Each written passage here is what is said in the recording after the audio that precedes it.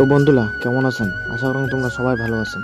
সকাল সকাল আজকে চুল্লা কাটানোর পর এলা দেখলাম বীরপাড়া থেকে অল্প কিছু ফল টল আর ধূপবাতি নিয়ে এলা আমরা যাবা হচ্ছি বানেশ্বর মন্দির মুই একলা যাবা আছো না, মুই আর মোর দিদি সাথর যাবা হচ্ছি।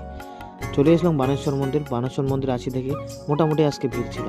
তারপর সোজা চলে গেলাম ছোট্ট করে একটা 10 টাকার কুপন কাটেবার লাগে, যা আমরা পুজো দেবো। তো তারপর লাইনত দাঁড়িয়ে সোজা চলে গেলাম মন্দিরের ভিতর। অল্প একটু সময় লাগছে কিন্তু ভালো লাগছে। তারপর মন্দিরত পুজো টুজো দেওয়ার পর বাইরে বেরিয়ে আসিয়া অল্পখানিক মন্দিরটা পরিদর্শন করার সাথে সাথে মনে হল যে তোমাকে ওখানে দেখা আমার দিকে বানেশ্বর মন্দিরটা খুবই সুন্দর। আশা করি তোমরা যদি এটি আইসেন তোমার সবাইকে ভালো লাগবে। তারপর এই যে ডিগিটা আছে এই ডিগিটার থাকে মোহন যা দেখেন নাই তাইতে আসবেন, এটা দেখির পাবেন।